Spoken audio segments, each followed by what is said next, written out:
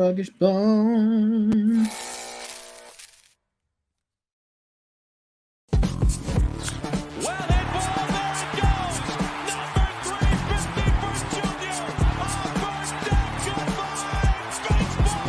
Poked away, picked up by Andre from three-quarters, and he hit it!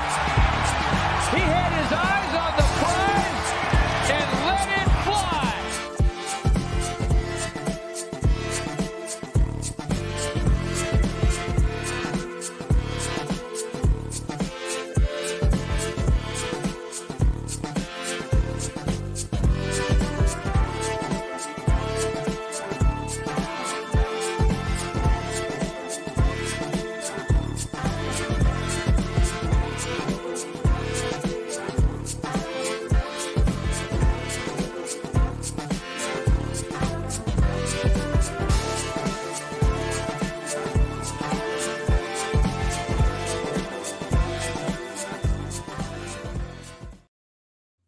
Ho, ho, ho! What's going on, all you Tanimals?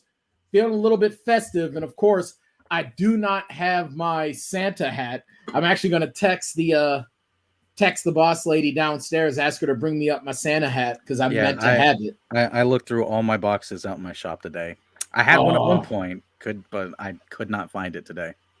Oh, that sucks. But this is the Tanndemonium Sports Show, broadcasting live as we do every Tuesday evening, 6:30 p.m. Eastern Standard Time, exclusively on Twitch TV, twitch.tv/Vendetta Sports Media, or you'll find us on YouTube and all over social media. I'm your host, Brian Tann, and with me always, the Rudolph the Red-Nosed Reindeer to my Tan Kringle, Jackson Law. J Law, how the hell are you? Doing good, man. Merry Christmas, happy holidays, everybody. Whatever you celebrate, however you celebrate it, celebrate and live life, man. Just live life. Dance to the music. Now, every time I hear "celebrate" more than once, I have to say "dance to the music" because Oh man, I'm in a good mood today, J Law, and I'm going to tell you why. Because I finally cracked the code. The code. Yeah, not to the Matrix. But the the Matrix comes out tomorrow. Just saying. Yep. And let me see, it's 6:30 Eastern. So 7, 8, 9, 10, 11, 12, 1, 2, 3, 9 hours. About 9 hours, 9 hours time. 8 hours, 8 hours time. 8.5.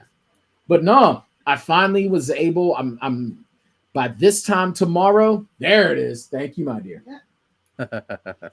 Because as it stands, hold up, I have to adjust my headset here. Go for it. There we go. Ha-ha. Yeah. There we go. And I got the Avengers going on here.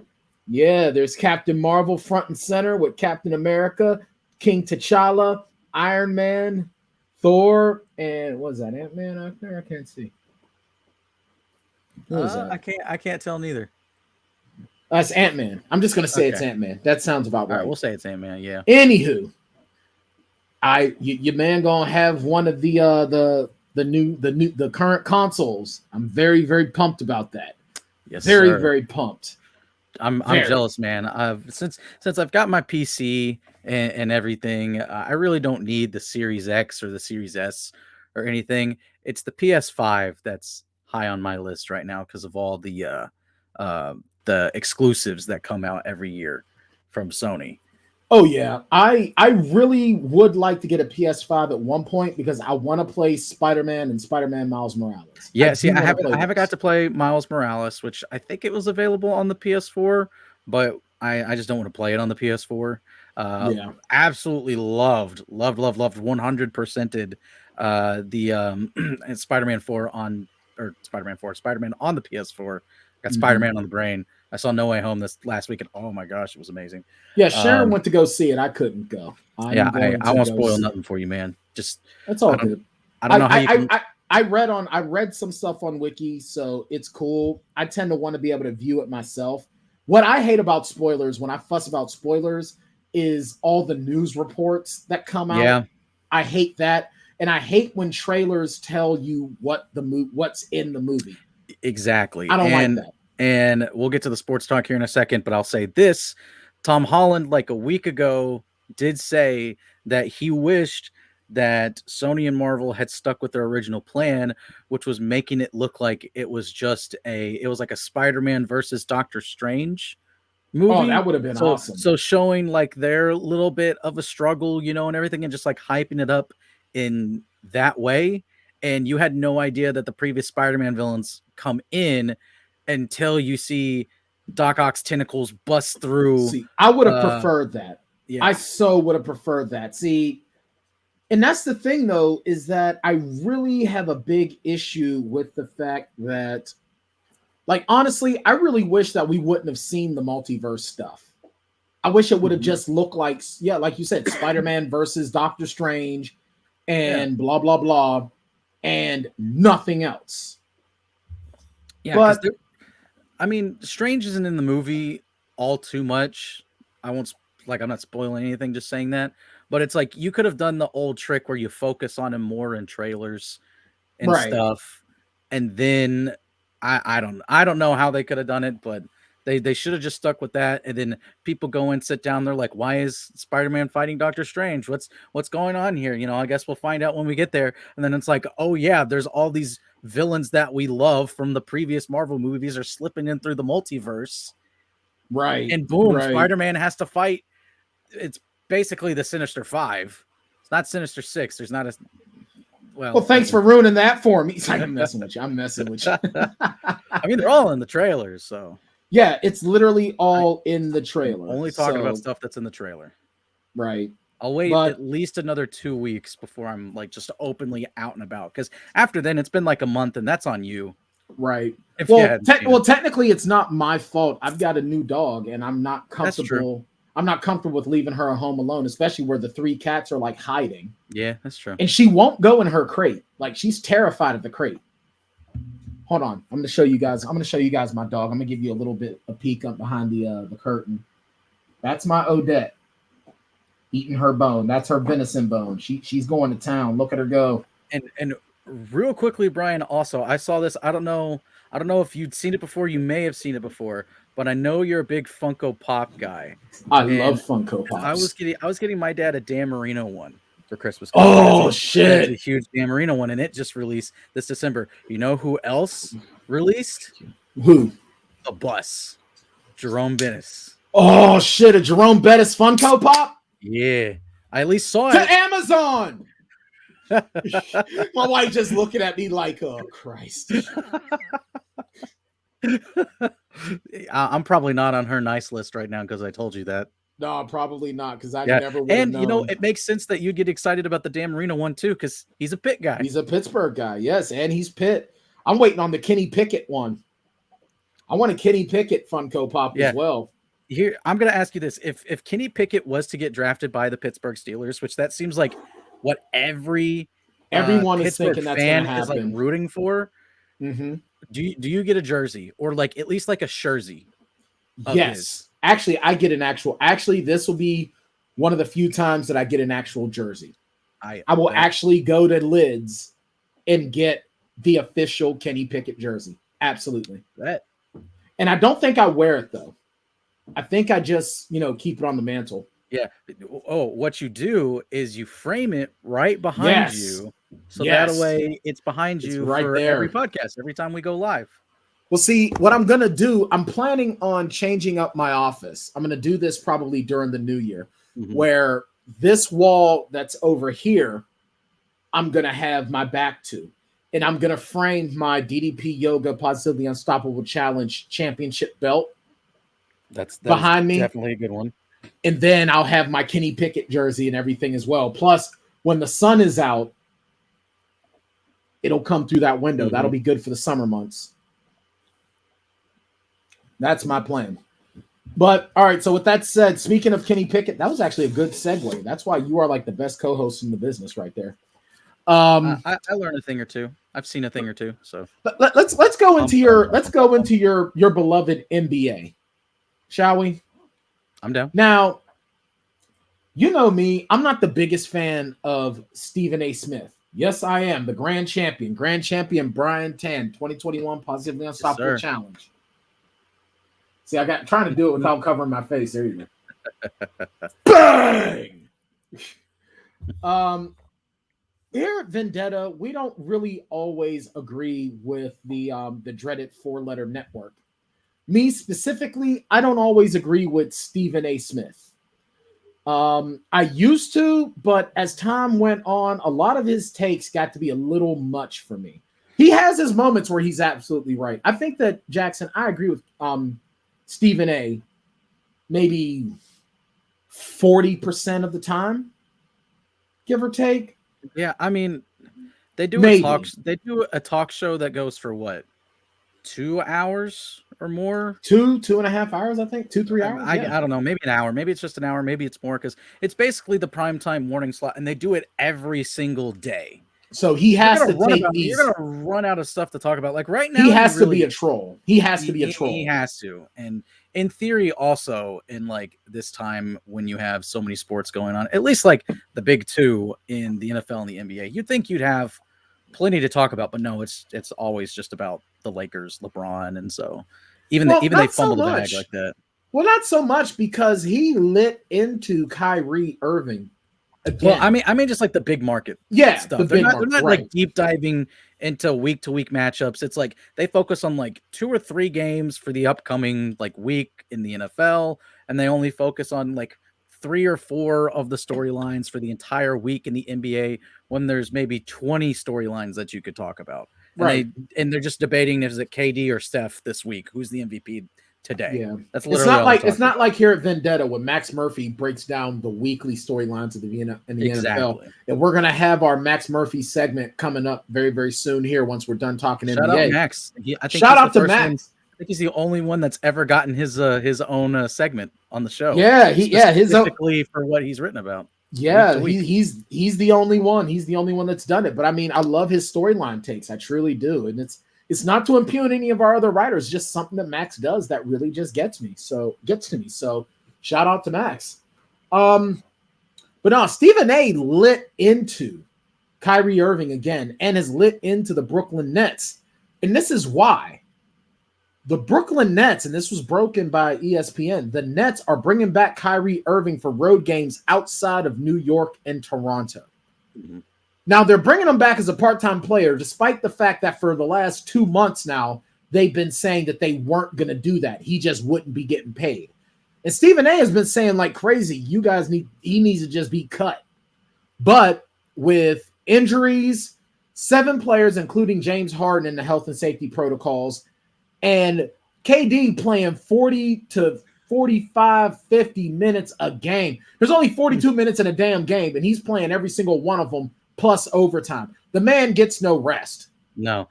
There was a night where he was supposed to have scheduled rest because he'd played so much, and they were only going to be able to field 7 players, and if they didn't have an 8th, then they would have had to forfeit. So KD couldn't get his scheduled rest.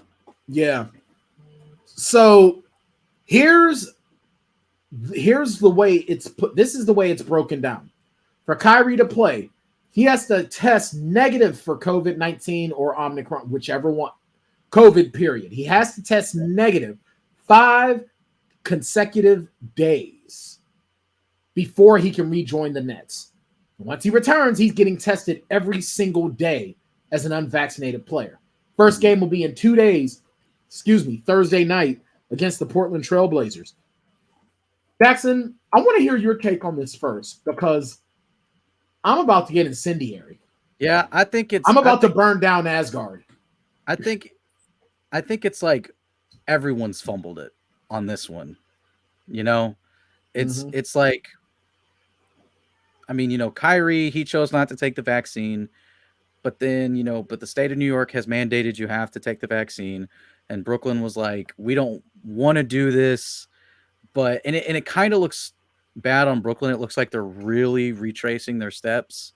Oh, they're totally backtracking. Yeah. They're totally backtracking. But and which, I mean, it's next on our segment list anyway, so can talk about it a little bit here. Yeah, let's blend them. Let's blend them. Yeah, so the NBA and the Players Association has agreed to basically allow teams to have unlimited amount of hardship exceptions, just small 10-day contracts to sign G League guys or guys that have been out of the league for, a while, like Isaiah Thomas is back with the Lakers now, and he's actually balling. He played his first game back. He scored like 19 points in 19 minutes, something like that. So he actually balled. And then actually he was with the Nuggets G League team, and he dropped a 40-piece in his first G League game, and then went and played in the NBA and dropped a respectable 19 points back in his first game in the NBA. Dude is balling. Kudos to him. He's balling out. Cool.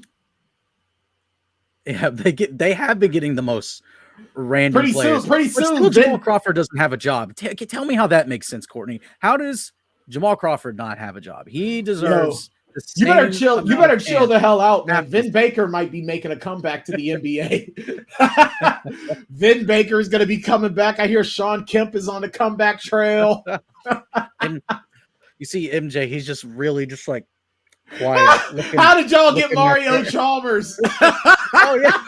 I forgot Mario Chalmers is back in the league. I forgot about Mario Chalmers. Yo, man, Tyus Edney's going to be coming back. Insane. But it's so I know what this is. It's just that the Nets want the best possibility to get a good seed. They want to have, because Kyrie is an exceptional player. He's got great handles. A lot of people argue that he has the best handles that they've ever seen of any player in the NBA. He's a very skilled point guard, championship winner, although I don't think he can really lead a team because he tried to do that in Boston, and Boston played better without him, with a rookie Jason Tatum and like second year Jaylen Brown, something like that. I can't remember if that was that Tatum's rookie season. I can't remember. It feels like it's been forever ago. It's probably not been that long ago, but it feels like it's been forever. But yeah, I mean, it's just. And then I also thought it was funny that Stephen A. did this after admitting that he also like tested positive for COVID. I don't know. It's kind of Ray Allen coming out of retirement to snap. Taking that 3-point title back. I love it. Yo, y'all just keep messing the old heads in there, just like, you know. Y'all keep messing around. Hey, Scotty's been talking trash. Scottie Pippen's been talking trash. You know, get him in there. Is there a rule that if you're in the Hall of Fame, you can't like suit back up? Like, I'm sure there's way around. Show me that in the rule book. Like, you know, I'm sure there's. What's Bill Russell doing these days? He's a big dude. Yeah, I was getting ready to say, y'all gonna mess around. You gonna mess around, and freaking Kareem Abdul-Jabbar is gonna come back out of retirement and pad his scoring title even more, so that nobody's gonna be the top NBA. You're gonna have Shaq and Chuck. They're gonna quit their TNT gigs. They're gonna get back into somewhat decent shape. And slow down. Shaq getting back into good shape. Well, actually, no, he hasn't looked too bad.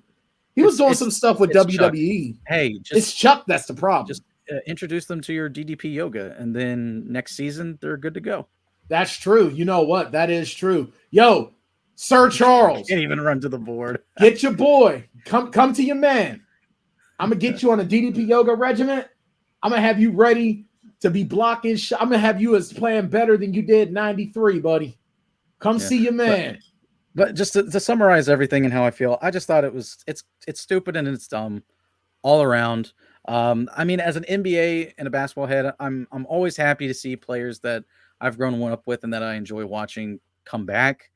But it's weird and odd circumstances. So I don't know too much how to feel about it. So I'll let you go ahead and start burning everything down and issuing Ragnarok, if you will. I've had enough of hearing Kyrie Irving's name. I really have. I've had enough of him. He's a very strange man. Very strange man. Yo, Kyrie Irving is weird. I mean, and it's like, honestly, there's got to be a point where he's just trolling. Like, I refuse to believe that there are individuals that are that crazy. Like, there are people that I shouldn't say crazy. You know, Neil Patrick Harris said we don't use that word, and I can appreciate that. It's a mean word. So I acknowledge that there are eccentrics out there. I can be looked at as eccentric. I can't do anything in odd numbers. I have to do everything in even numbers. I've been doing that since I was a little kid. I couldn't have odd numbered toys because I didn't want anyone to feel left out. Okay.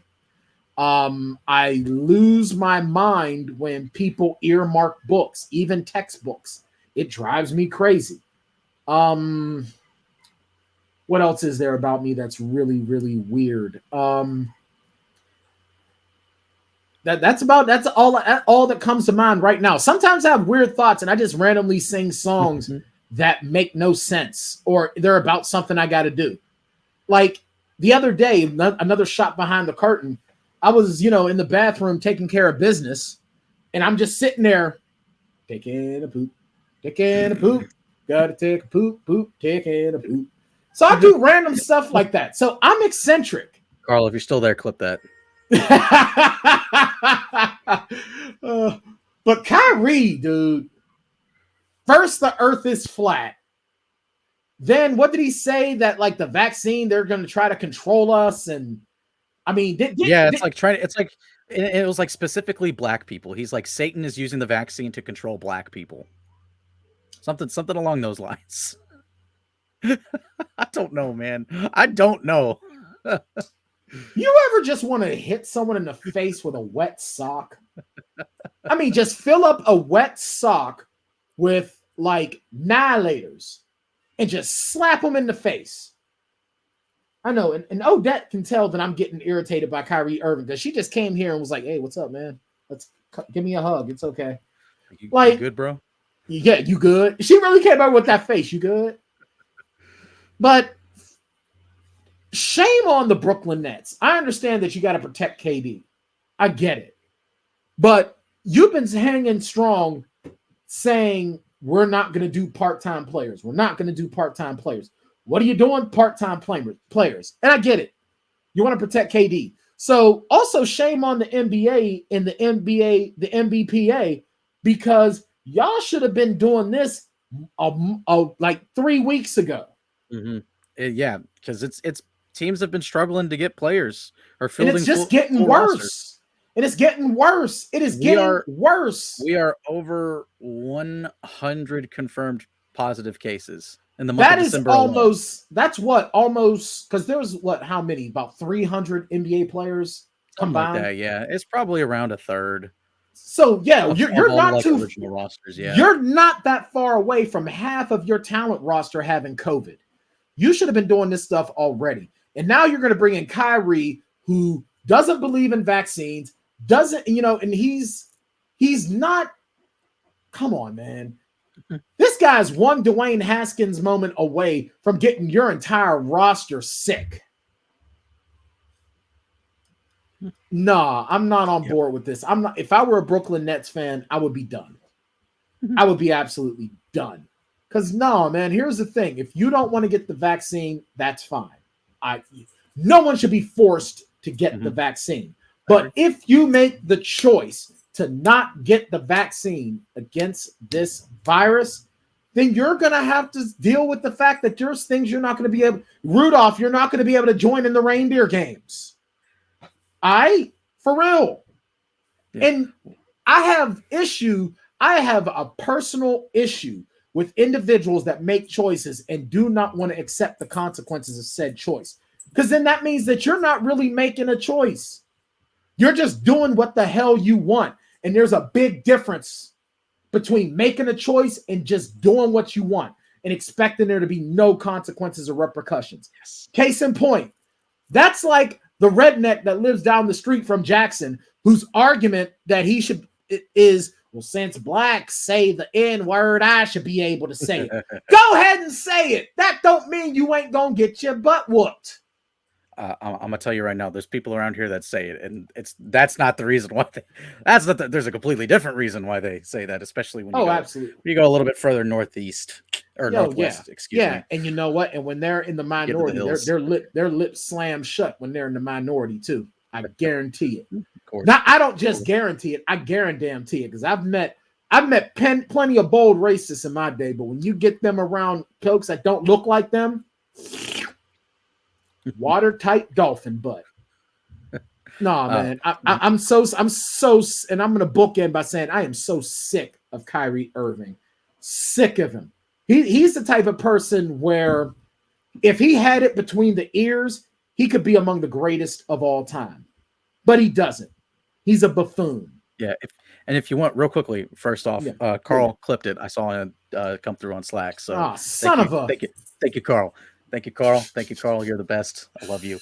But if you want you to, just love Carl because he was the we can- quarterback because he was the quarterback of Vendetta U. Hey, he did great. Won a Yeah, he chip. did. But if we can roll this discussion into the next two discussions real quickly before we go to break, so that way we can let's do that. clear out NBA talk and then get to NFL. Some But NFL. the reason, and because why I thought of this is because you talked about how the NBA should have been doing this like a long time ago. Shame on the Nets for letting Kyrie come back. The reason why they're letting all this happen now is because they realize that they're like, well, even with I think it's like a 97% vaccination rate and with boosters among NBA players, because 3 weeks ago they were heavily pushing their players to get the booster along, even if they were fully vaccinated. It's like, you got to get boosters, get the booster, and then you'll be fine. Whatever, you'll go through the normal protocols that a vaccinated player goes through. Well, everyone is still getting COVID. So, I mean, they're allowing all this to happen, all this signing now to start, because they don't want to put a pause on the season. It's money driven. They don't want to put a pause on it. And they are praying that the Christmas Day games also don't get pushed back. They're looking to maneuver any way possible, but there's a chance they might. Either that, or we get some pretty terrible matchups on Christmas Day. And that's always the case. And the thing is, and this is something that I think that people need to remember. It's been said that the vaccine isn't going to make you immune. There needs to be a ton more research done. These vaccines now are keeping you from dying. It's almost like they're taking the mindset that the vaccine is just going to be the cure-all. And it's like, no, that's just keeping your ass from dying. That's it. That's literally all this is. That's all this is good for right now. And hopefully in the next few years, that's going to be worthless. But it's better if it's raining outside. You still gonna get wet, but you're gonna get less wet if you got an umbrella. And that's what these vaccines are. I get, that they're trying to really, push the players. They're pushing the players to get the vaccines and then get the boosters because, like you said, this is money driven and everyone's paychecks are going to be affected. And the one positive, though, is that if they get the vaccine and get the boosters, players are coming back a lot sooner than if they weren't. Because the NBA also, they do not want a situation like what the NFL had with the concussions. Because let's be real. The NFL itself is having a COVID crisis right now. Yeah, they are. But let's be real. Even with the NFL plays a shorter season, but they have more people on their rosters and they travel, but their travel is a bit different because the NBA is technically international and they play more games. So I also think, though, that the NFL is still worrying so much about the concussion protocols.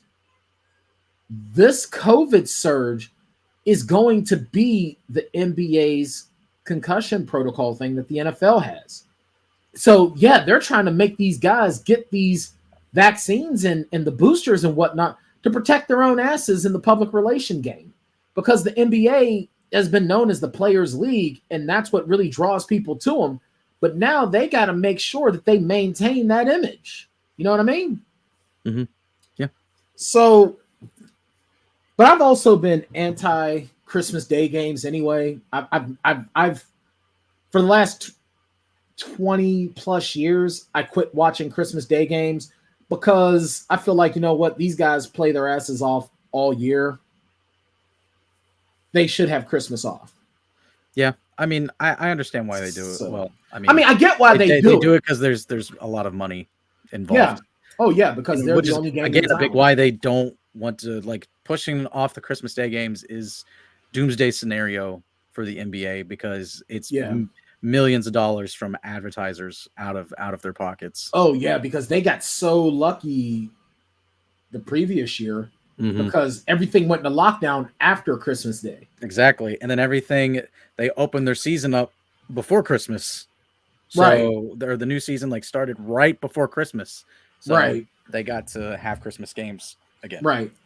But I still think at the end of the day, you know who we have to blame for all this? Rudy Gobert. Rudy Gobert. It's all his fault. If he wasn't pulling none of that BS, we wouldn't be in this mess. Best defender Thanks, in the league. Rude. Shut down the entire league. Best defender should be. He shut down multiple leagues. Defensive player of the year. He shut down multiple leagues, and we've got the Zoomies. Let's take a break as Odette gets the Zoomies going because she's all pumped up. We'll be right back here on the Tanndemonium Sports Show, broadcasting live on Twitch, twitch.tv/Vendetta Sports Media. Broadcasted every Tuesday evening, 6:30 p.m. Eastern Standard Time. Proud member of the Vendetta Sports Media Podcasting Network. We'll be right back. Hey, you. Yeah, you. In case you hadn't heard, your favorite Renegade Sports Media Group has its own Patreon. Go to patreon.com/Vendetta Sports Media to support our efforts to continuously bring you sports, gaming, and other media coverage as only we can. We've got 4 different membership tiers. For $3 a month, we'll give you a simple thank you on our Patreon site. For $6 a month, you get a thank you and you get to become a recruit in Jackson Law's Vendetta University Gaming Series. For $10 a month, you get everything from the previous tiers, a special thank you at the end of our videos, free access to our upcoming Discord chat, and a free koozie after 4 months. And then the big dog, $50 a month, gets you everything from the previous tiers, as well as opportunities for Fantasy League invites, stream gaming, possible invites to mock NFL and NBA draft sessions, a once-a-month Google Hangout, and after 4 months, a free t-shirt. Yeah! Go to patreon.com/Vendetta Sports Media and help us to improve our pledge to bring you the best sports, gaming, and other media coverage. What's going on? We're back on the Tanndemonium Sports Show. I have to adjust my camera. Odette likes to look at herself in reflections. And we're back. We're here live on our Twitch channel, twitch.tv/Vendetta Sports Media. It's the Tanndemonium Sports Show. And we're just talking the silliness of what's going on in the NBA. So we're going to switch gears a little bit because the NFL is also having some issues with COVID as well. But strangely enough, it is nowhere near as crazy. I mean, it's happening, but it's not happening as bad. Yeah. But to some teams, it can be. It's happening but because with the Browns, it's constrained to one team. Yeah, and I'm not sad that it's the Browns. I know you're not. I'm really not. But you know what? That's what the Steelers went through last year because of the Ravens. Yeah. But with that being said, shout out to it's our NFL segment, which of course we use Max Murphy's week 50, his NFL week storylines and takeaways. Shout out to Max Murphy. Always does an amazing job. I really appreciate the consistency, and it definitely does great in making this show revolve. Jackson, I can't remember. Did I say the Colts were going to win, or was I calling for the Patriots? I feel like it was me. I can't remember. I said I can't remember either with me, honestly. I want to say that it was like my head was going one way and my heart was going another way. But yeah, because you and Josh picked. I think you and Josh picked the Patriots. I'm going to go with that. I don't know. We'll find the clip and we'll see. Yeah, we'll see. But the Colts, after starting 1-4, are 6 of their last 8, 6-2, and they hold the 5th playoff spot. They got the job done against the Patriots. They're very, very balanced. Jonathan Taylor is just an absolute beast. If you didn't know who he was before, you definitely know him now. Carson Wentz is getting it done as well. You know, he's comfortable in his position now. He didn't have necessarily a great game this game. And speaking, we talk about Stephen A., his former other half, Skip Bayless, was tweeting about how basically like Wentz was the like the thing that was holding back the Colts. You know, it was like not a great performance, great team, but not a great quarterback and only get so far.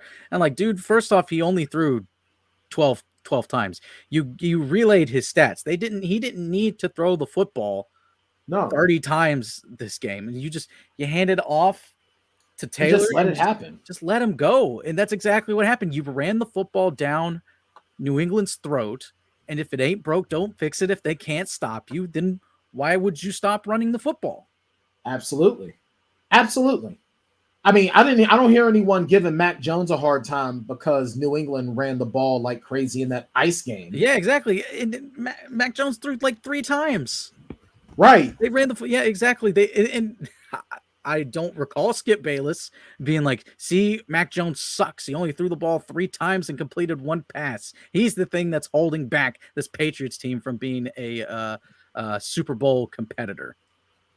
Well, because Skip Bayless is another one of those trolls, man. He's a troll. He is. He's an absolute troll. Like literally, all he does is run his mouth, and he takes the most inane takes possible just to keep people paying attention. It's really funny too because Skip tweeted something. I can't remember what he tweeted, but it was about a different player and in support of KD. And KD quote tweeted him and said, "Shut up, no one likes you." I love that. I love it's that. Like Skip is trying to brag on KD, and KD ain't having it. I'm not. He's like, I don't mess with you. Yourself with me. I do not like you. And good. Because I'm sorry, man. Yeah, that figures.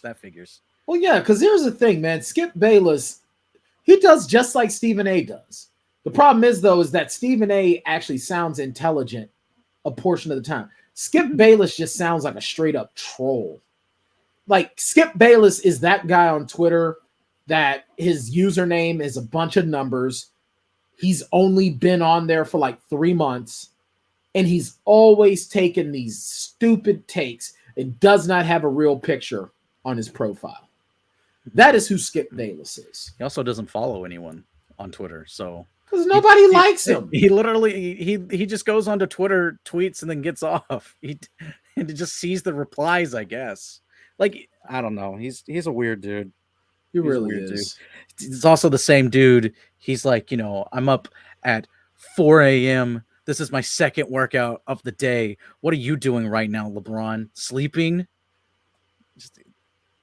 LeBron lives in Skip's head rent free. Like, I have never seen. He really does hate LeBron so much. Like, I can understand, like, for people that don't like LeBron because maybe he kept beating the crap out of your favorite team for a multitude of years, or like maybe you had, a good team and he ran off to Miami, and you could say he ruined the sport. He ruined the league because he created this fluidity of players that just team up and then, create super teams and all that stuff. Like, I get it. I understand it. Maybe you don't like him now because he left Cleveland, chose to go to LA. It's whatever. But some people just give the man too much hate. I agree. I absolutely agree. So moving on, the Lions. I think we all got this one wrong. Yeah, absolutely. And I love what Max put here. His gripe with Cliff Kingsbury is that his teams do well, but then once you hit December, they fall off. And that's some serious falling off. I do not buy this no pun intended thing. 100% falling off a cliff. Cliff Kingsbury. That's a pun. That is beyond pun. That is dad pun, joke. And I appreciate it. Yeah, and I mean but is this the Cardinals laying the egg, Jackson, or is this the Lions could be dangerous next year? I don't think the Lions are going to be dangerous next year. I think it's the Cardinals. They laid a massive egg in the shape of an L. Is the problem? Oh, poor butthole. Yeah. I mean, the only excuse you could say is like, oh, they were without DeAndre Hopkins. It's like, you can't even use that excuse. Like, he's essential to the offense, but your defense also couldn't stop the friggin' Lions. Okay. Right. And you're supposed to be a Super Bowl contender. So this was a extremely bad loss, their worst loss of the season. Mm-hmm. Does it mean anything? I don't know, because the Lions were just more prepared this week, and sometimes that's how it happens. You can't win every single football game, and sometimes you're going to lose games that you're supposed to win and win games you're supposed to lose. Let me see how many other like stereotypical phrases that come up. Hey, any given Sunday. Any given Sunday, exactly. Yep. And that's exactly what it was. And I think that this is just one of those times where I think the Lions are going to be those party poopers as we start getting closer to the playoffs. they're going to be that team that ruins things for the playoff contenders that they play against. Mm-hmm. And it happened against the Cardinals. Yeah. But, and the Cardinals too, bad loss because seeding purposes. They do not want to have to go up north and play Green Bay at Green Bay. Mm-hmm. Aaron Rodgers will decimate them. Yeah, and you just lost 2 in a row. A lot of teams are licking their chops at them right now. Mm-hmm. They're going to have to come up big this weekend. They're going to have to. Exactly. The New Orleans Football Saints shut out the Bucs. This one, believe it or not, actually surprised me more than the Cardinals and Lions game. Really? The fact that they just got shut out. Gotcha. So it's not so much that they lost, it's the shutout. Yeah, it's just like Brady couldn't do anything. Brady looked 44 that game. That's the most 44 I've ever seen him look. Thanks. I'm only 2 years from that, you jerk. But you know what? You go out there in the pads and throw the football around. Sharon won't let me. She said I'm not allowed to fight no more either. So, but losing Mike Evans, losing Chris Godwin, losing Leonard Fournette, I mean that had to be a part of it. But at the same token, your superstar quarterback, I don't care if he is 44, is gonna have to make it work. Yeah, and this sort of kind of has me worried for Miami because Miami plays New Orleans this coming week, and Miami is currently on a 6-game win streak. And honestly, for them to make the playoffs as the 7th seed, they would have to win out. There's a lot of other things that have to happen.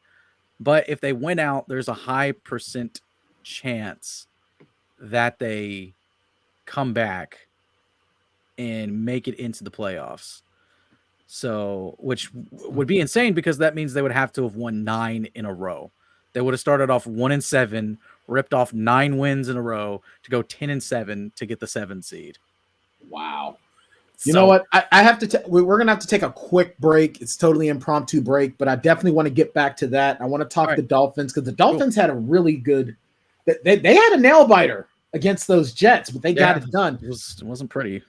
And the Chiefs got it done as well. But we're going to take a quick break here on the Tanndemonium Sports Show, broadcasting live here on Twitch TV, twitch.tv/Vendetta Sports Media. We are a proud member of the Vendetta Sports Media Podcasting Network. We're going to talk some more NFL when we come back. Stay tuned. We'll be right back. The following broadcast is brought to you in association by XP Coffee Company. XP Coffee Company is the fresh brewed coffee made for gamers by gamers. Get amazing flavors like Choco Loco in 8, 12, or 16-ounce bags. Or level up and get Illusion, Isolation, Nightmare, or the Majestic Throne blends in light, medium, or dark roast in whole bean, coarse French press, drip, or fine espresso in 12-ounce, 16-ounce, or 2-pound bags. Wow! Shipping worldwide. If you're in the U.S., go to usa.xpcoffee.co. If you're in Europe or in the U.K., go to www.xpcoffee.co. XP Coffee Company, for gamers, by gamers. All right, we're back here on the Tanndemonium Sports Show, broadcasting live here on Twitch TV, twitch.tv/Vendetta Sports Media. You can also check us out. Get away from my kicks. Damn it.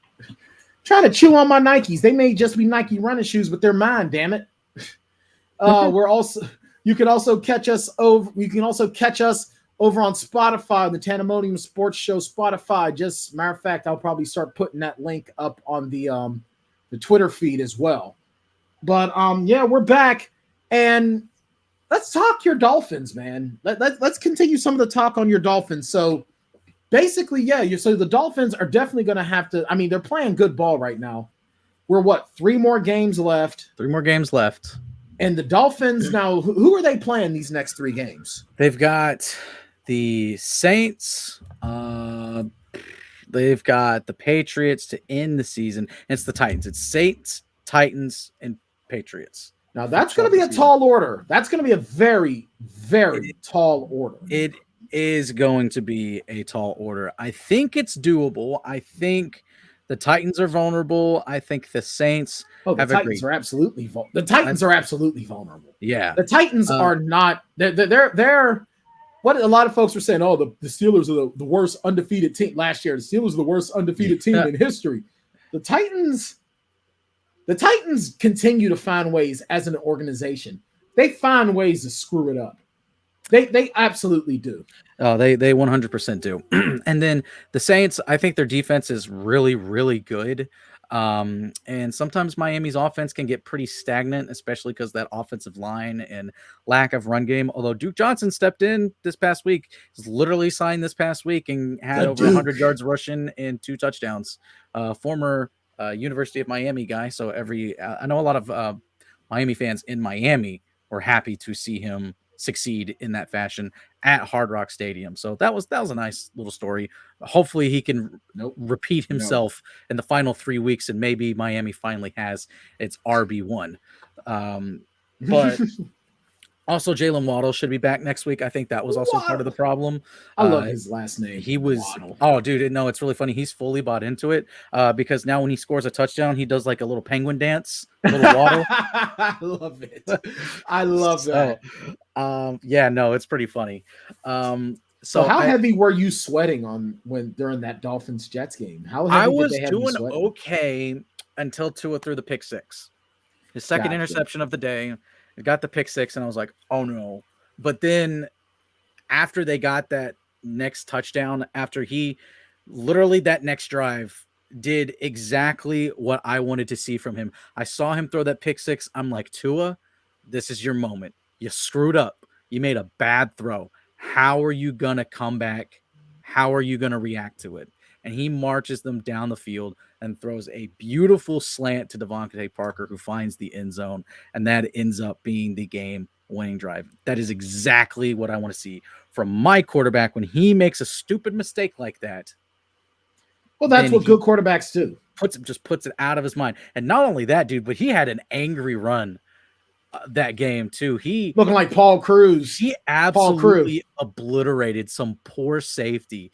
Does that little stutter step like he's gonna do a juke move somewhere. Oh, so he pulled a semi Kenny Pickett. Yeah, so it freezes the defender, and then he's just like, nah, man, I'm going through you. Just flattens him on the ground, and then he just gets up and he's just like, like flexing and shrugging, and like his offensive linemen are getting hyped. The receivers are running over to him. They're like headbutting him, and they're flexing too. It was a great time. It was an ugly win, but something that a person that you're fairly familiar with, a head coach by the name of Bill Cowher, he once said. Yeah.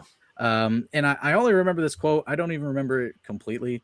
I just remember it because it was on a loading screen for NFL head coach back in the day. It was like, it doesn't matter. It was like a win's a win, even if it's an ugly win. So it's very true. I'm upset with the way that they played in some aspects of the game and what they allowed Zach Wilson and the Jets to do in that offense. But when it was time for it to come down to it, they ended up winning the game, which is what matters. They've won 6 in a row. It's a W is a W in the win and loss column. They're moving on 3 more games to finish out the season. I do think they can beat the Patriots. I don't want to say I'm not worried, because that would be foolish of me, because they've been one of the hottest teams in the NFL, but Dolphins have also been, I honestly think, the hottest team in the NFL. You win 6 in a row, you're kind of a hot team. And it's like, oh, well, you're supposed to beat some of these teams. Well, I mean, look at the teams that are supposed to beat, like the Lions, and lost. Right. The Cardinals. Right. They were supposed to kill them and didn't. Happens all the time. So they're just taking it one Sunday at a time. Just 3 more to go, baby. That's it. Chiefs, they're back. That's really all that can be said. Yeah. Everyone had written the Chiefs off. I was starting to worry about it a little bit, but at the same token, look, as long as you got Patrick Mahomes as your quarterback, there's always a chance to win. Always a chance to win. Always. And the defense has been playing extremely well too. And that's been which is a shocker. That's been the big thing. There hasn't been so much pressure on the offense to make big plays and move. It's like they've worked hand in hand with each other. The defense starts to play better. So Mahomes isn't thinking, I have to make these massive plays to make up for a lack of defense, where it results in turnovers, or just the end result is, 3 and out or something like that. He's taking whatever the defense is giving him. He's being patient. The offense is flowing naturally. The big plays are coming naturally, like they had been the previous 2 years. And then when you start to put that up, the whole team is moving and grooving, and the offense is playing off the defense. Players are seeing other players get hyped. Everyone's getting, hyped, and everyone just plays better when that's the case. Again, I'll point back to my Miami Dolphins. They are all playing fantastically because the defense goes insane when Tua or whoever scores a touchdown. Defense rolls out there, gets a big stop. Offense comes out there energized because it's like, all right, defense got to stop. It's time to go do our job now. That's right. It's beautiful football, man. It's just beautiful. Hey, you got to have complimentary football. You've got to. You and Josh are always talking about it with the Steelers. There's never complimentary football. That's been the inconsistency for your Steelers, is just no complimentary football. And then some. I'm sorry. I want to lean a little bit off the Steelers for a moment because, wow. I will say this though, man. There's some straight up clowns on Twitter. The Steelers are the refs are giving the game to the Steelers. Okay, so we're ignoring that unnecessary roughness hit on Ben Roethlisberger. That should have been a 15-yard penalty. We're just going to ignore that, right? Obviously. I mean, why would you focus on that at all? So I'm looking here, and this came to pass just as we were coming on air this evening. Le'Veon Bell has been signed by the Tampa Bay Buccaneers. This is as of 6:10 p.m. So provided he passes his physical, he will be signed to the 53-man roster because Leonard Fournette went down with a hamstring injury in that shutout loss to New Orleans. So here's Bell getting yet another chance. But, and I think the cat – I think my dog is getting beat up by a cat. Okay. Snap. Okay. Whoa. Uh-oh. Wow. What is happening? We got a fight going on. Yo, come on. Don't make me start throwing laundry. I'm not throwing. Come here, Odette. Come here. I think one of the cats beat her up. Either that or she saw one of the cats. My wife even came upstairs because she's hearing the whining. I was like, what's going on? Oh, she saw the cats, and now she wants them to come and play. She's doing the Warriors come out and play. God. Oh, man, the Tann household is going to be very, very interesting.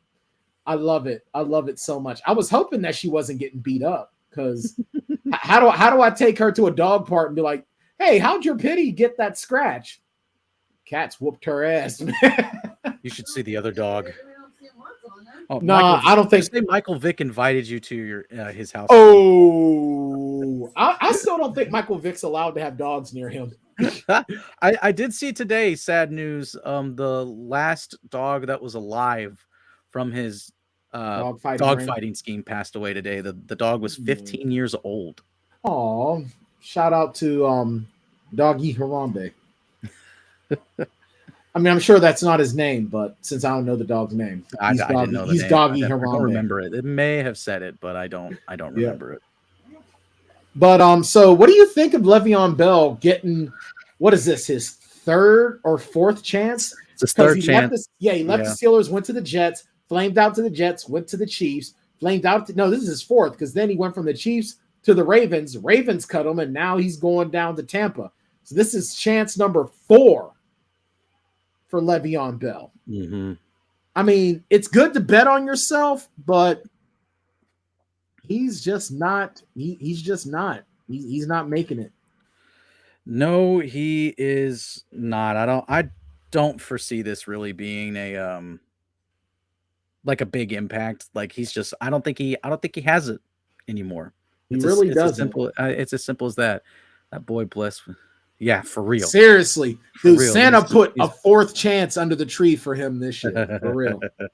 Literally, it's a few days till Christmas, 4 days till Christmas, and he's getting signed to a new NFL team. But I mean, who knows? Who knows? We thought Leonard Fournette careers was over, but then he turned into LSU Fournette again in the playoffs, and then this past season a few times before he's gone down with his injury.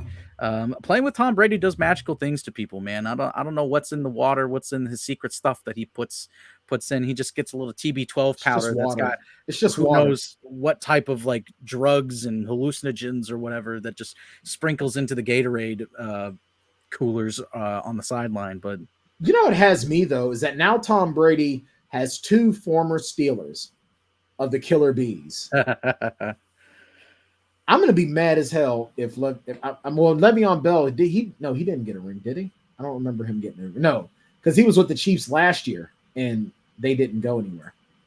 They didn't win. So, man, oh man, this just, he's I don't see him being with this team if he is with the team into the playoffs, he's not going to get much playing time because Leonard Fournette will come back and they're going to ride his legs the whole way through. So, I mean, hey, it is what it is. All right, so let's move on. Tom Brady running his mouth again. Now he's trying to say that the NFL should take hits on wide receivers' knees out of the game of football. So where are they supposed to be hit, Tom? So what? Nobody is supposed to get hit. In Tom Brady's world, football players just don't get hit. Yeah. It's so odd because he was like complaining to start the year. He's like, the game's gotten too soft, and now he's going. Now he's calling for the game to be more soft. Like tackle. Like if you make it any harder for the defense, there's going to be no defense anymore. It's going to turn into what the NBA. It's going to turn into what the NBA has turned into, where there's you can't hardly play defense, and we have these ridiculously high scores. Which I mean, the emphasis on the 3-pointer has helped that. I don't. And that's what I don't want. That's what I don't want because I'm a big defense guy. I like defense, and when you make it so that the defense can't do anything, then what's the point? Exactly. I don't know. And the defenders are already have handicapped and have a hand tied behind their back, and their foot is tied up there. And honestly, one of the rules is attributed to him. It's a Tom Brady rule where you can't tackle a quarterback below his knees because he was the only one that really suffered. From that. And it was like a guy that just accidentally fell onto him. And it happens, man. It's football. You're playing a contact sport where there's dudes that are 300 plus pounds that are freaks of nature running around at each other and hitting each other full force. The injuries are bound to happen. You got to live with it. If anything, you need to fight. You need to have your union and your players association fight for better benefits from the NFL. For if anything happens to you, then you're taken care of for life. And I think Tom Brady really just needs to shut his pie hole when it comes to things like this. He really does.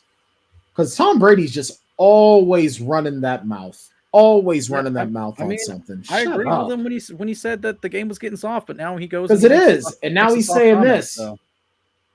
I mean, the NFL. I think they do give benefits, but it's not like good stuff. First off, it's not like the NBA. What the NBA guys do. Yeah, and then first off, it's like the contracts are non-guaranteed. So if I sign $100 million contract and I get hurt with a career-ending injury, I ain't getting that money. Then I'm not getting the rest of the money in my contract because I didn't fulfill my contract.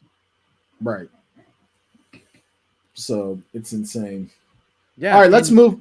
Go ahead. And I was just going to say, and it's like, and also not everyone's getting paid, like not even Tom Brady, but like Aaron. Not everyone's getting paid. Not everyone's getting paid like Patrick Mahomes. Yeah, exactly. It's like, and it's like even lower level guys aren't getting paid. Like, your boy Bud Dupree got a nice payday from the Tennessee Titans, but there's dudes that are just as good as he is at his position that get paid way less because Titans kind of overpaid for him, I think. Oh, and some. Exactly. And they get hurt, non-guaranteed salaries, only guaranteed up to a certain point. And they may walk away with a few $1 million, but that's a few million compared to a few, 10 million. And they have to live the rest of their life off of it, which they potentially could. And, and all this other stuff. But outside of that, I don't really know what the NFL does to help its players. And I don't think they really do. Right. I mean, the thing is, I don't know, man. The NFL really it's hard for a contact sport like football to be made any safer. And to have Tom Brady, a guy who had a rule change made for him because of his place in the league, and not every other quarterback gets the same treatment as he does. Tom Brady takes a similar hit the way Ben Roethlisberger took this past Sunday, or what Cam Newton has been getting hit with his entire career. Oh my goodness, it is over. The best thing to make the game safer is the technology behind the sport continues to evolve. So helmets, pads, things of that nature, but then also teaching proper tackling techniques and all that stuff, because then that's how you prevent less injuries. And then anything outside of that just happens. You've done everything you could.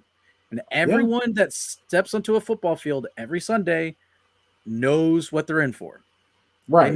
They know the risks. They have calculated those risks and said that the reward is greater than the risk. Yep, absolutely. All right, let's move on to this week's picks.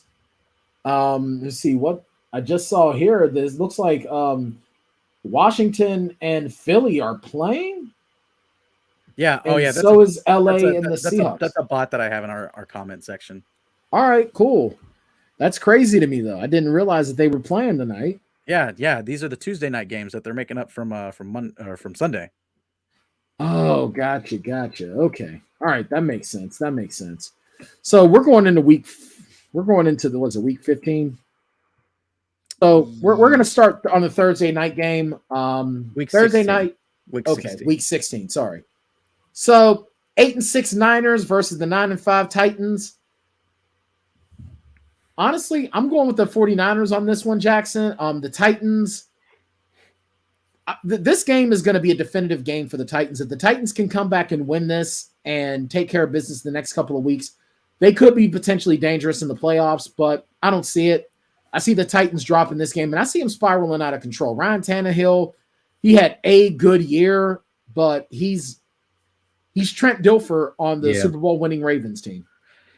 Yeah, I think San Francisco gets it done. San Francisco's been hot the past couple weeks. They're all pumped and excited, thinking that they can make a playoff push with a wild card spot, which compared to where they were to start the season it's pretty good when we thought it was just a two-team race there in the NFC West. But it's like, I guess I'll root for the 49ers also, because Miami doesn't have their own pick. They have the 49ers pick. The better the Niners do, then the lower down the order their pick is going to be in the first round. But I think I would much rather root for the best outcome for Miami to get to the playoffs. So to do that means I need the Titans to lose this game, Miami beat the Saints, and then Miami beat the Titans next week. Therefore, they would hold a tiebreaker because they won the head-to-head matchup if they had the same record. Okay, makes sense. All right, so let's move on. Saturday, Browns, Packers. Yeah, I'm definitely going with the Packers on Christmas Day. The Browns, they're going to be funny. lucky We got if they football can and basketball on Christmas Day. When's that happened? I don't like that, though. I really don't like that, but it is what it is. I mean, I don't know. I just feel like these holidays should be. I feel like this coming weekend should be no sports. I mean, but what do I know? Money makes the world go around. True. So I'm definitely picking the Packers. All that Christmas is about anyway, because they don't focus. It's like spend time with your family. Buy this $40,000 car and spend time with your family. Right. Christmas. Spend time with your family, living in the hatchback of that SUV. Exactly. Because you ain't living in the house no more. I saw a meme where it was like, does Jesus know that he was born during Toyotathon? Something like that. It's a picture of Jesus like, what are you doing, dog? What do you have now?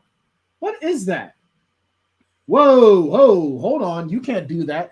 All right, so our next game, give us your thoughts on the Cardinals. Cardinals and Colts. Okay, so bit of a controversial take here. I'm going to go with the Colts, and I'm going to go with the Colts because I think they are one of the hottest teams. Well, they are one of the hottest teams in the NFL. they had just a really bad start to the season, man. And they're finally figuring it out. They're getting things together. Jonathan Taylor has been playing phenomenally. That run game is looking spectacular.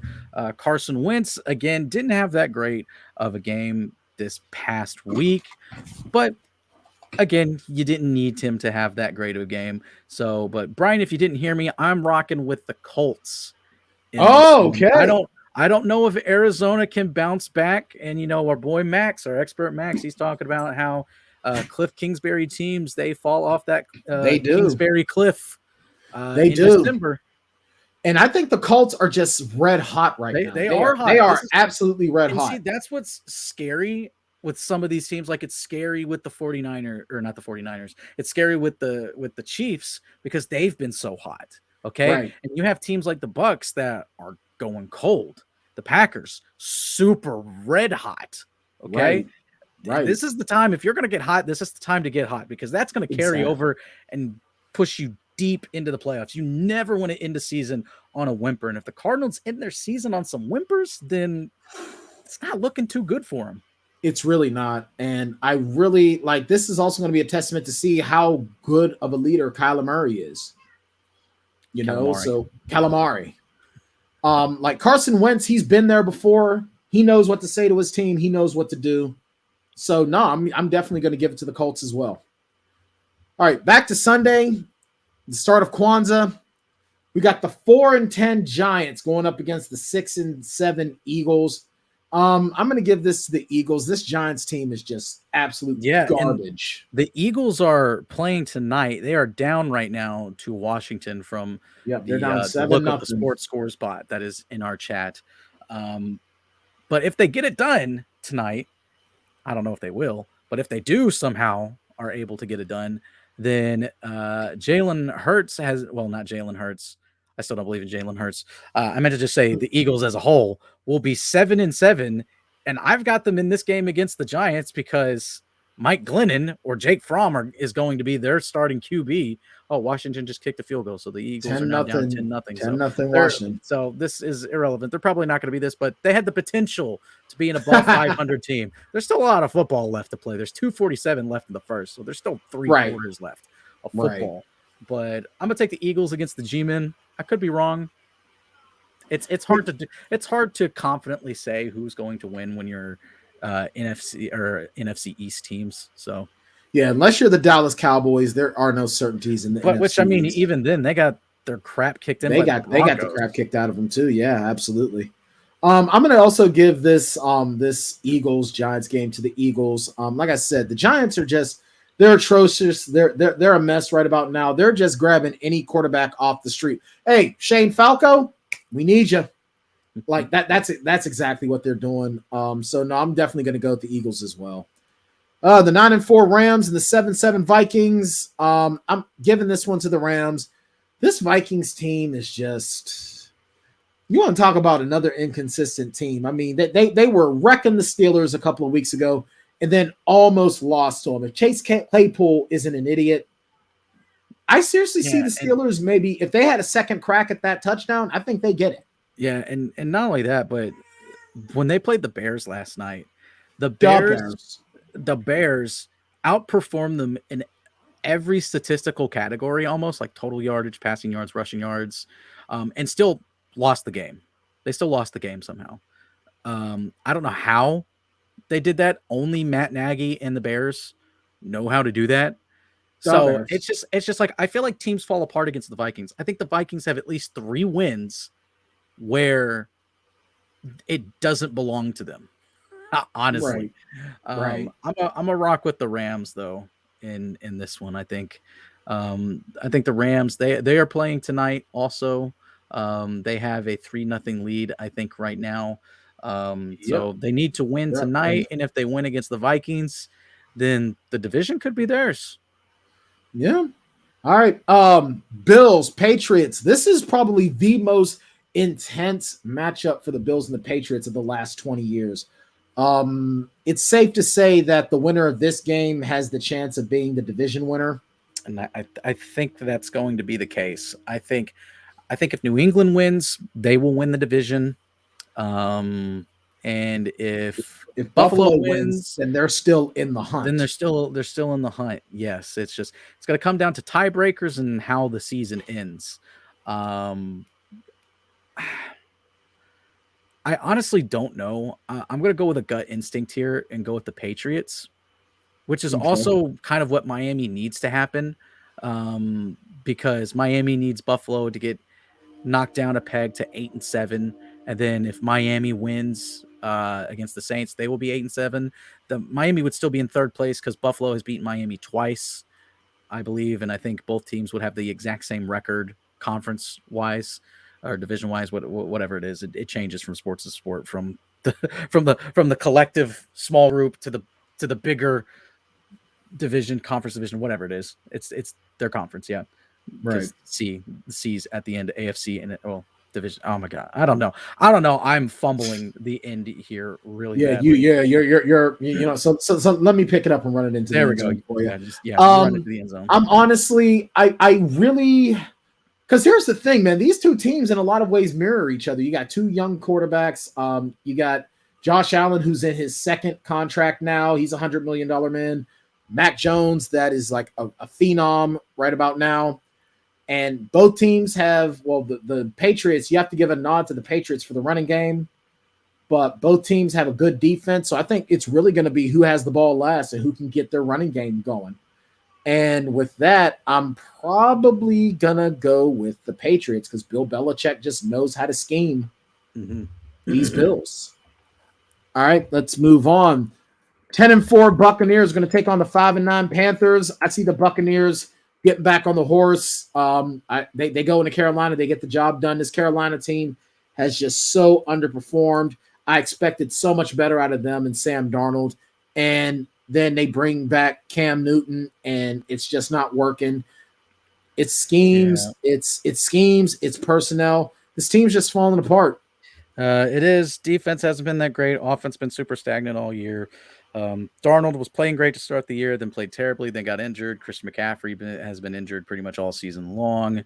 And the Achilles heel, the reason why the Buccaneers lost this past week was because ever since Tom Brady moved to Tampa, he has not beaten the Saints in the regular season. He beat them once in the playoffs to move on, but that's the only time he has beaten them. He's beaten everybody else, and I think he's going to in that division, and I think he's going to do it again here. Absolutely. Another game of the irrelevance, the 2-12 Jaguars and the 3-11 Jets. I don't really care. I don't either. I'll pick the Jets just because. So yeah, the Jaguars are going to have 2 straight years where they've got the first round draft pick. Yeah. 2-11-1 Lions versus the 6-8 Falcons. Honestly, I'm going to give this one to the Lions. I mean, the Falcons. I don't know how the Falcons are 6-8. I have no clue how the Falcons are 6-8.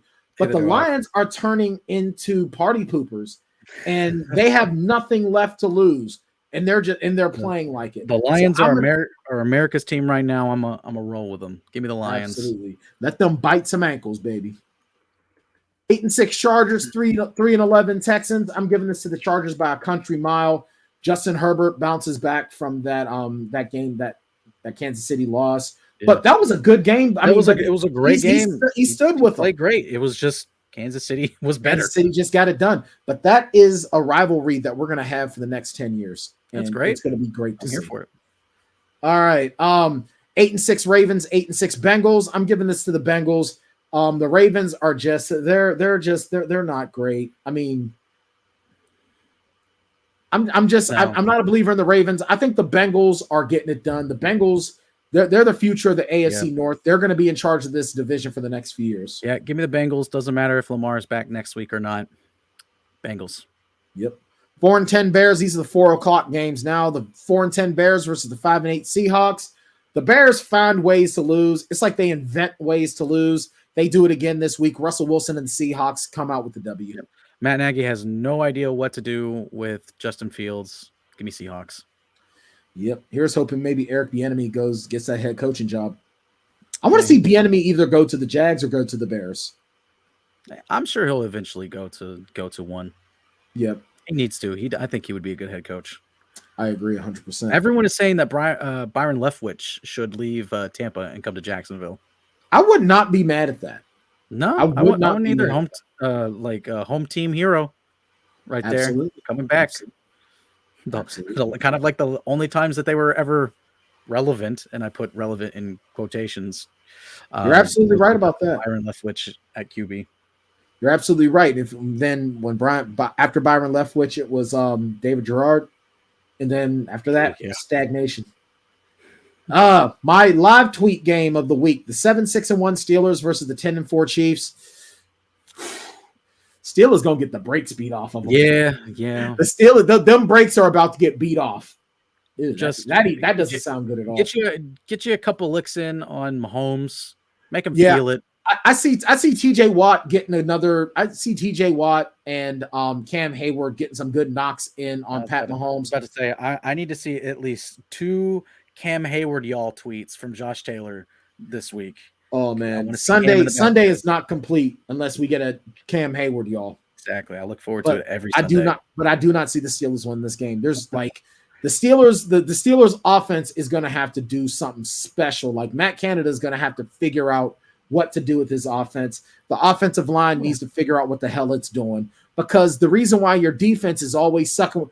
I saw the cameras on TJ Watt on Sunday, and he's with his hands on his hips, sucking wind hard. Why? Because the offense cannot stop going 3 and out. They can't. And your defense needs a break. The Steelers' offense is unable to get it to them.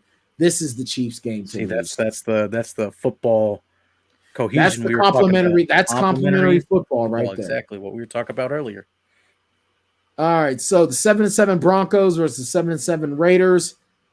I mean, the Raiders coming off sort of a eker off of the Browns. The Broncos, they've been hanging in there though. They keep hanging in there no matter what. Again, I will say, I think the Broncos and the Saints are going to be the 2 best spots for Russell Wilson because they're just a quarterback away. But Teddy Bridgewater, I believe, is out for the season now. I think it was a broken collarbone. What happened to it? I could be wrong on that. Courtney, if you just want to double check that real quickly. Yeah, if you don't mind, please. But I remember it was a pretty scary scene. He was on the field for a long time, took his face mask off, his helmet, carted off the field, went immediately to the hospital. So speedy recovery for Teddy. I guess it's going to be Drew Lock this week, and I don't know. You want to talk about a guy whose career is snake bitten? I got to just give an edge to Vegas. I almost said Oakland, and that's why I took a long pause there, because I said almost said Oakland, and then I was like, no, it's not Oakland, and then I almost said Oakland again. I still sometimes ready to say Los Angeles, so it's okay. Yeah. So I'm gonna give that edge. I'm gonna give that edge to the Raiders as well. Teddy Bridgewater. I've wanted so many good things for him, and it just doesn't happen. And this Broncos team, I'm pretty sure that the Broncos at this point, they're just going to be giving away draft capital to get Russell Wilson. As I think they should 100% be in the running for. Absolutely. Like, why not? You got some assets back for Von Miller. Flip those assets to get Russell Wilson. You basically traded Von Miller for Russell Wilson. Exactly.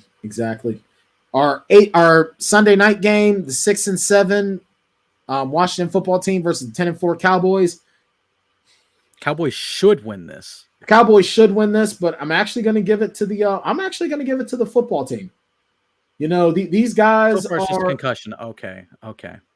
Gotcha.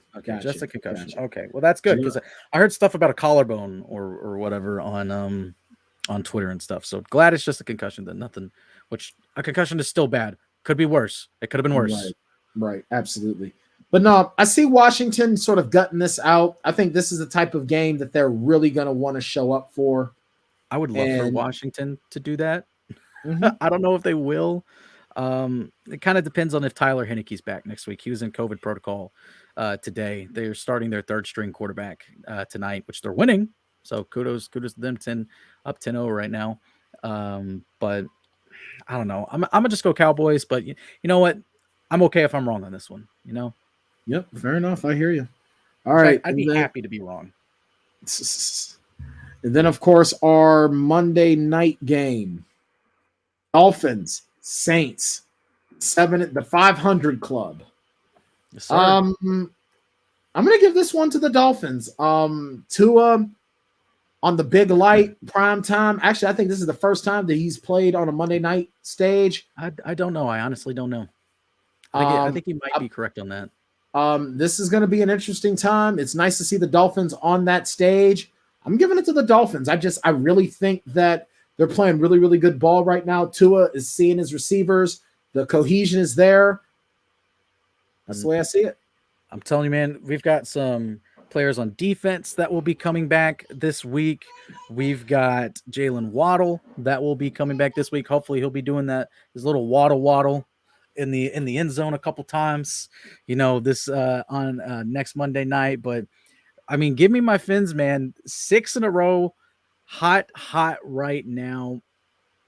And like I said, man, they're gonna have to, when all is said and done, if they rip off 9 in a row to get to 10 wins and make the playoffs, that's one of the greatest turnarounds ever. And in fact, it's already been one of the greatest turnarounds ever, because in the 16 game schedule era, which I know we have 17 games now, but even in the entirety of the 16 game schedule with the addition of the 17th game, they are the only team that started 1-7 to win 6 in a row and be 7-7. The only other team that actually did it before them to get to 7-7 was before it was 16 games. It was 14 games, and it was the New York Jets. Started 1-7 and ended the season 7-7. Gotcha. Good job by you. All right, let's take a look at the playoff picture. Let's look in the AFC first. We're going to go through this real quick because we're just about out of time. So no one's clinched that top spot yet, but the Chiefs are right up there with 10-4 record. I see them going 11-4, and they have a really, really good chance. I think that if the Patriots lose and the Titans lose, they might have locked that up, but that's not for sure as of yet. But I'm pretty sure that's going to be the case. You got the Patriots at number 2, Titans at 3, Bengals at 4, Colts at 5, Chargers at 6, Bills at 7. On the bubble, you still got the Ravens, the Steelers, the Raiders, the Dolphins, the Browns, and the Broncos. Hey, Dolphins moving up. We were at 13th last week. They're up to 11th. Only 3 teams that are eliminated. 3 teams eliminated. The AFC are the Jaguars, the Texans, and the Jets. Going over to the NFC now. The Green Bay Packers have cinched that number 1 spot. They have the bye throughout. They have home field advantage throughout the playoffs. That is dangerous for the NFC. It really is. I mean, if you're the Packers, it's best case scenario right now. Just play your football, make sure no one's gets hurt to end the season, and just let everybody come to you. December, January, February football, whatever. January, I guess. Just let them all come to you. Absolutely. Let them come to you and play your game. All right. Cowboys are at number 2. The Bucks are at 3. Arizona at 4 after that ugly loss. Rams at 5. Niners at 6. Vikings at 7. And then you got Saints, the football team, Eagles, Falcons, Seahawks, Panthers, and somehow Giants. Mathematically, you're telling me there is a chance. So you're telling me there's a chance. Yeah. But I see the Giants. The Giants are going to fall into the eliminated. Yeah. The so far teams in the NFC that are eliminated are the 2-11-1 Lions and the 4-10 Chicago Bears. The Giants are right at that cusp. The Cowboys are going to knock them the hell out of it. Oh, no, the Cowboys already beat them, right? No, they're playing the Cowboys now. Yeah, they're playing the Cowboys. Yeah. So the Cowboys are going to knock them the hell out of it for sure. So that's about it. That's the way we're looking on the NFL right now. Anything else you want to throw in there, J-Law? Nope. Go Fins, baby. All right.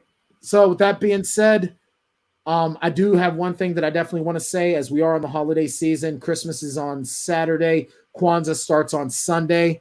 I choose to say happy holidays because I don't know what you celebrate. My celebration is not more important than yours. So I want to wish all of you a safe and happy holiday season. Love your family. Take care of yourselves because that's what it's all about, especially in the time of COVID-19. We need to be seeing things for what is the most important.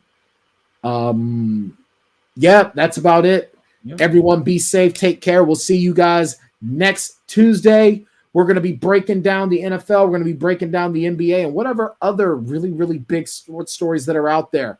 I kind of wanted to say a little something about the Chelsonen, but I'm going to stay out of it. I don't talk about domestic violence stuff.